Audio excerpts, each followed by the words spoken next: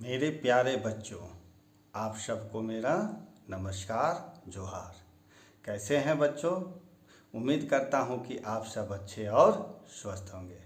आप सभी बच्चों का गोस्वामी सर क्लासेज में हार्दिक स्वागत है। बच्चों, आइए अब हम लोग पढ़ते हैं भूगोल, हमारी पृथ्वी।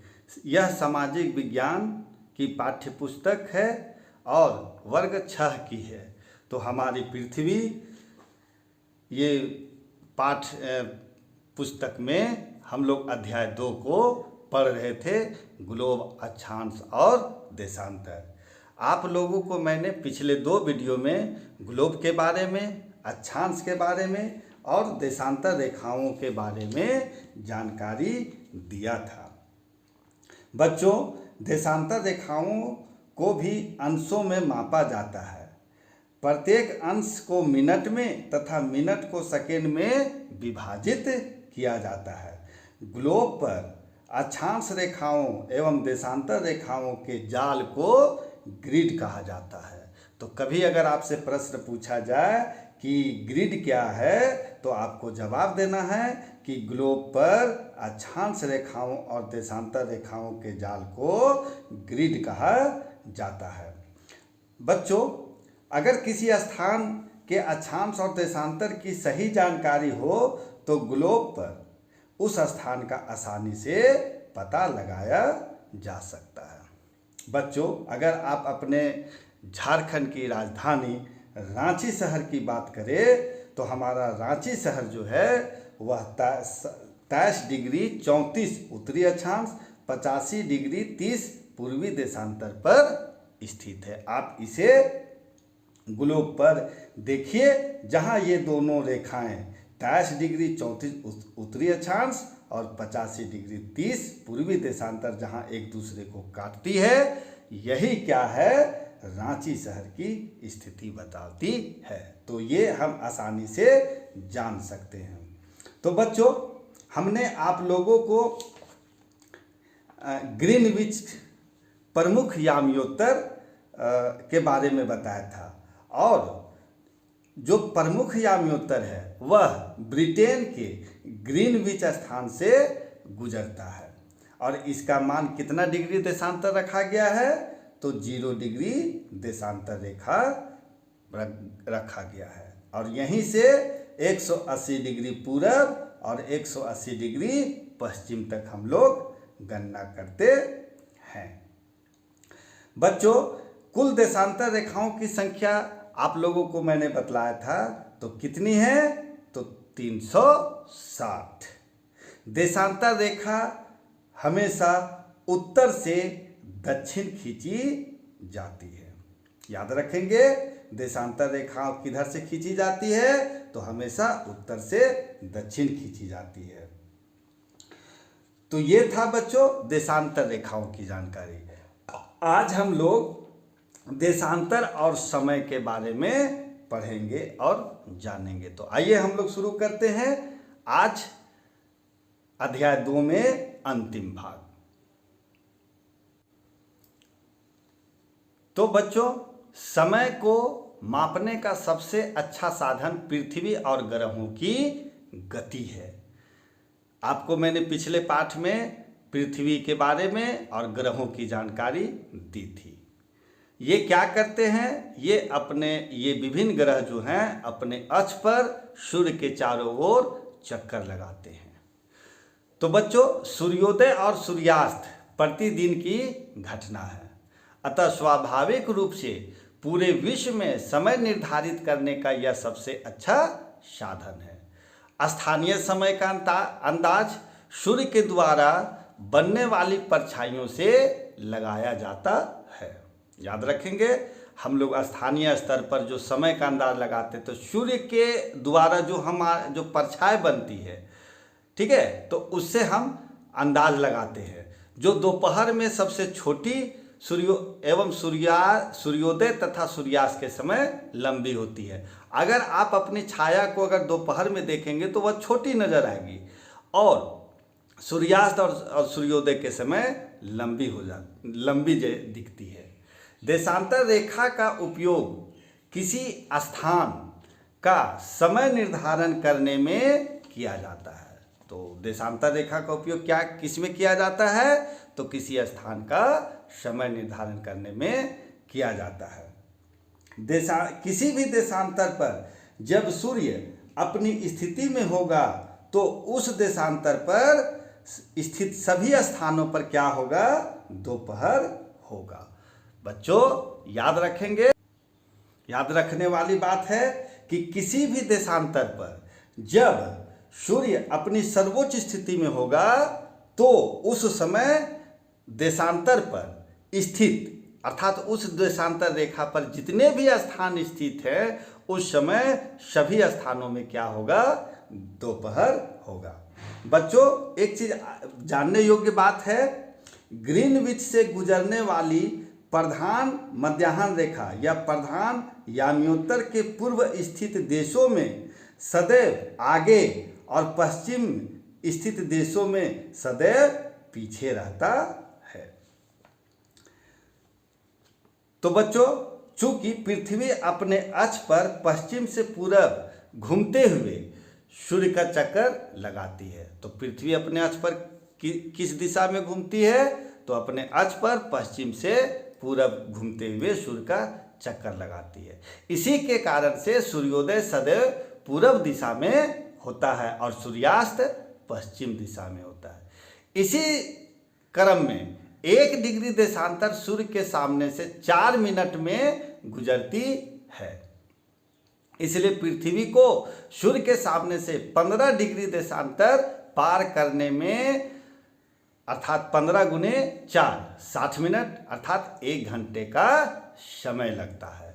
इस गणना से पूरे 360 देशांतर रेखाओं को पार करने में 24 घंटा का समय पृथ्वी को लगता है। तो जानने योग्य बात है बच्चों, 1 डिग्री बराबर 60 मिनट और 1 मिनट बराबर 60 सेकेंड। तो इस प्रकार पृथ्वी को पूरे देशांतर रेखाओं अर्थात 360 देशांतर रेखाओं को पार करने में कितना समय लगता है? तो 24 मिनट लगता है।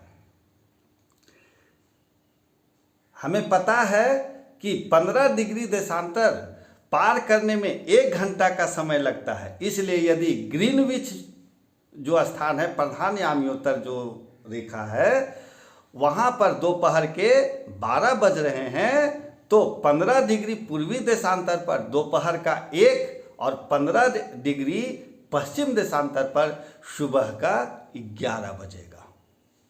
ध्यान से सुने और समझे।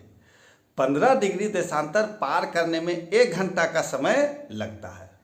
यदि ग्रीनविच में दोपहर का 12 बज रहा है तो पूर्वी देशांतर पर दोपहर का 1 बजेगा और 15 डिग्री पश्चिमी देशांतर पर सुबह का 11 बजेगा। इसी प्रकार जब ग्रीनविच पर दोपहर के 12 बजे होंगे तो 180 डिग्री पर आधी रात होगी, मध्य रात्रि होगी। तो याद रखेंगे ग्रीनविच पर जो प्रधान याम्योत्तर रेखा गुजरी है उसका मान कितना है? तो 0 डिग्री देशांतर मान रखा गया है। अब आइए बच्चों मानक समय देखते हैं।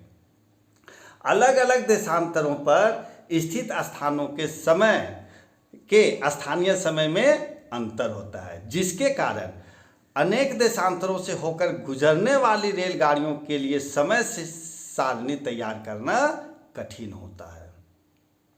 भारत में गुजरात से लेकर अरुणाचल प्रदेश तक के स्थानीय मान में लगभग 2 घंटा का अंतर है।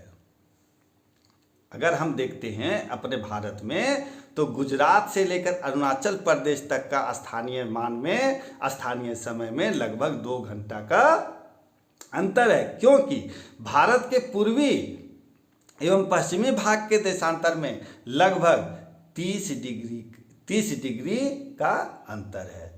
तो अभी जैसे हमने आपको ऊपर में बताया था कि 15 डिग्री देशांतर पार करने में एक मिनट लगता है, ठीक है।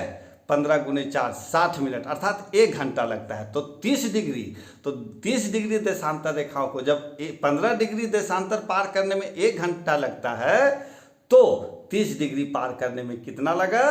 2 घंटा का अंतर है।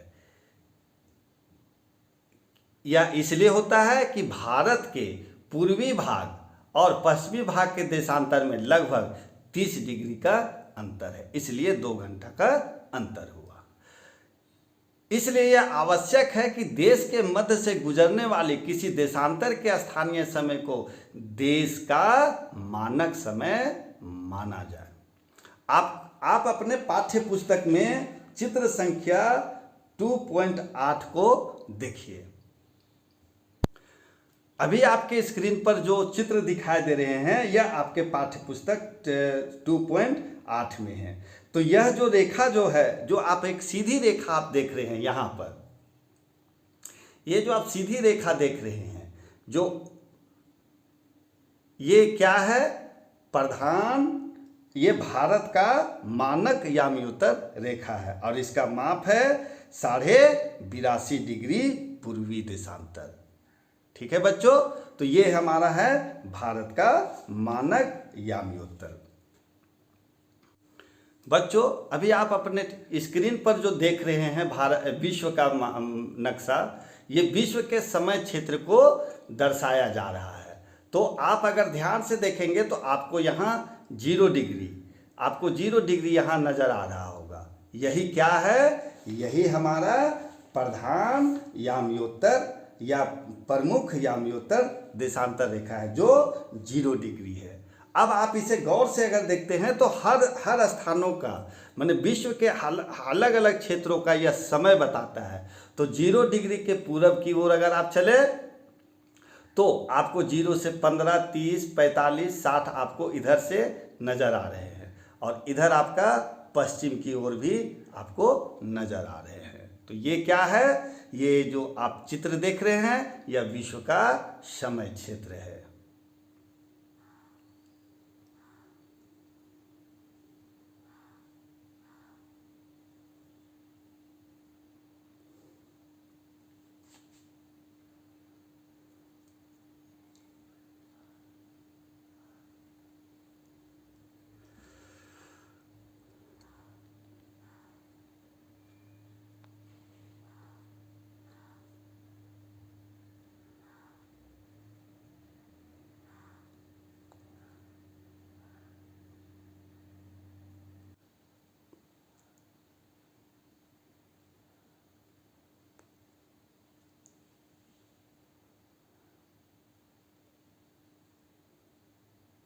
अभी आपके स्क्रीन पर अंतर्राष्ट्रीय तिथि रेखा का चित्र दिखाई दे रहा है और यह अंतर्राष्ट्रीय तिथि रेखा कितने डिग्री देशांतर पर है?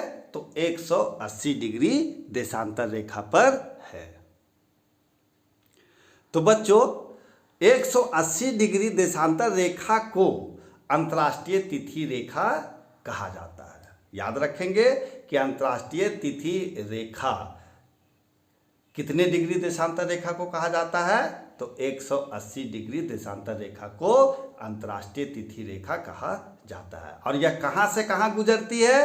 तो यह बेरिंग जल संधि और प्रशांत महासागर से होकर के गुजरती है। आप अपने पाठ्य पुस्तक में चित्र संख्या को 2.10 को आप अगर गौर से देखेंगे तो ये आपको अंतर्राष्ट्रीय तिथि रेखा नजर आएगी। आप अपने पाठ्य पुस्तक में देखें तो यह बेरिंग जल संधि और प्रशांत महासागर से होकर के गुजरती है। इस रेखा को पूर्व से पश्चिम पार करने में 1 दिन समय पीछे हो जाता है। इस रेखा को पूरब से जब आप चले और पश्चिम पार करने में 1 दिन का समय क्या हो जाएगा? आपका पीछे हो जाएगा। उसी तरह से पश्चिम से पूरब की ओर पार करने में 1 दिन का समय आगे क्या हो जाता है? बढ़ जाता है। 180 डिग्री देशांतर रेखा को पूरब से अगर आप पश्चिम पार करते हैं तो 1 दिन आपका समय पीछे हो जाएगा और उसी तरह से जब पश्चिम से पूरब की ओर पार करेंगे तो यह 1 दिन आगे समय बढ़ जाता है। पृथ्वी को 1 घंटे वाले 24 क्षेत्रों में बांटा गया है। पृथ्वी को 1 घंटे वाले 24 समय क्षेत्रों में बांटा गया है और प्रत्येक समय क्षेत्र 15 डिग्री देशांतर तक विस्तृत है। आप अगर गौर से अगर चित्र 2.9 देखेंगे, विश्व का समय क्षेत्र, आइए हम आपको चित्र दिखा रहे हैं। तो ये देखिए, ये क्या है, विश्व का समय क्षेत्र है जो 0 डिग्री से लेकर के हर 15 डिग्री देशांतर तक अलग अलग 24 समय क्षेत्रों में बांटा गया है। आप पूरब की ओर देख रहे हैं तो इधर 12 है और 0 डिग्री के पश्चिम अगर देख रहे हैं तो इधर आपको 12 दिखाया जा रहा है। तो ये आप अपने पाठ्य पुस्तक में 2.9 में विश्व के समय क्षेत्र को देख सकते हैं। तो कुछ देशों में देशांतरीय विस्तार अत्यधिक होने के कारण एक से अधिक मानक समय अपनाए गए हैं। उदाहरण के लिए रूस को 11 मानक समय क्षेत्रों में बांटा गया है। आप यूएसए अर्थात अमेरिका तथा कनाडा के मानक समय क्षेत्रों की संख्या का आप चित्र के देख करके पता आसानी से लगा सकते हैं। तो ये था बच्चों हमारा पाठ अध्याय 2 ग्लोब, अक्षांश और देशांतर रेखा। तो यहाँ हम इस पाठ को समाप्त करते हैं।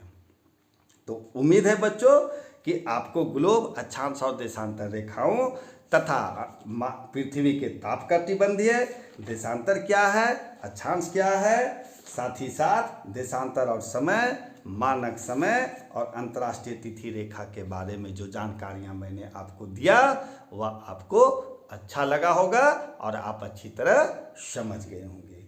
ठीक है बच्चों, आज हम यहीं तक, फिर हम अगले दिन आपके बीच आएंगे और पाठ के अंत में दिए गए प्रश्न उत्तर, पहला आपका रिक्त स्थान को पूर्ति करें, दूसरा सही उत्तर को चिन्हित करके लिखिए। ये जो प्रश्न उत्तर आपके पाठ्य पुस्तक के अंत में दिए गए हैं, इसका मैं प्रश्न और उत्तर अर्थात प्रश्नोत्तरी लेकर के आपके बीच अगले दिन आऊँगा। तब तक के लिए बच्चों आप सबका बहुत बहुत आभार, बहुत बहुत धन्यवाद।